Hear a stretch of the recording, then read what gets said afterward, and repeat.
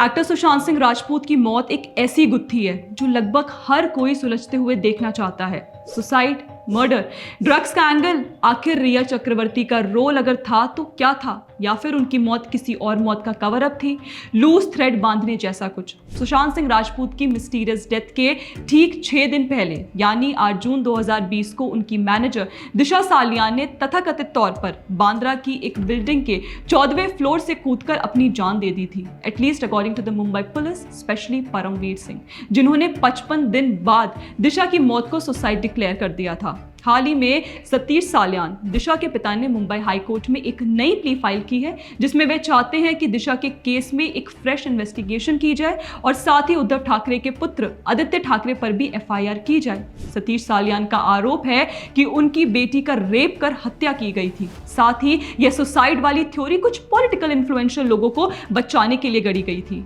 एक तरफ जहां उद्धव सेना के नेता आदित्य ठाकरे के बचाव में कूद पड़े हैं, वहीं दूसरी तरफ शिवसेना के नेता मुंबई में विधान भवन के बाहर दिशा को न्याय दिलाने के लिए प्रदर्शन कर रहे हैं। इतना ही नहीं, आदित्य ठाकरे की मुश्किलें और बढ़ सकती हैं क्योंकि उनकी ही सरकार के एक्स मिनिस्टर अनिल देशमुख ने भी बयान दिया है कि दिशा के मौत के पीछे एक पॉलिटिकल कॉन्स्पिरेसी थी। दिशा की मौत से जुड़े ऐसे कई सवाल हैं जिनका जवाब 5 साल बाद भी नहीं मिल पाया है। पहला तो ये कि सीसीटीवी फुटेज कहां गई। दिशा की मौत से ठीक 1 दिन पहले से अगले दिन तक की फुटेज गायब है। दूसरा, आखिर पोस्टमार्टम 2 दिन तक क्यों नहीं किया गया था, और जब किया तो उसे रिकॉर्ड क्यों नहीं किया। दिशा का आखिरी कॉल किसे था, जब वह 14 माले से गिरी तो 25 फीट दूर कैसे गिरी, और ब्लड स्प्लैटर कैसे नहीं था। ऐसे कई इनकंसिस्टेंसीज थी दिशा के केस में जिससे सुसाइड रोल करने से पहले आइडियली पुलिस को इन्वेस्टिगेट करना चाहिए था, लेकिन परमवीर सिंह की अगुवाई में ऐसा कुछ नहीं हुआ। लगभग 5 वर्षों बाद भी एसएसआर वॉरियर सुशांत सिंह राजपूत और दिशा सालियान के लिए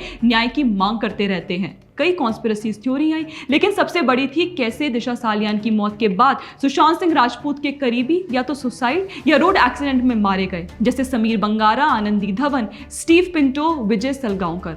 हैरान करने वाली बात तो यह है कि सुशांत और दिशा से जुड़े 5 लोग एक ही दिन यानी 14 जून 2020 को या तो गायब हुए या मर गए। अब सवाल यह है कि क्या बॉम्बे हाईकोर्ट इस केस को रीओपन कर एक नई सिरे से इन्वेस्टिगेशन के आदेश देगा, और अगर ऐसे आदेश आए तो क्या आदित्य ठाकरे का इसमें कुछ इन्वॉल्वमेंट निकल कर आ सकता है। यह सवाल इसलिए इंपॉर्टेंट है क्योंकि पॉलिटिकली ही सही, लेकिन पिछले 5 वर्षों में तरह तरह के आरोप लगे हैं और अभी तक पुलिस के इन्वेस्टिगेशन या उसके ना होने के कारण इन आरोपों का जवाब नहीं मिला है।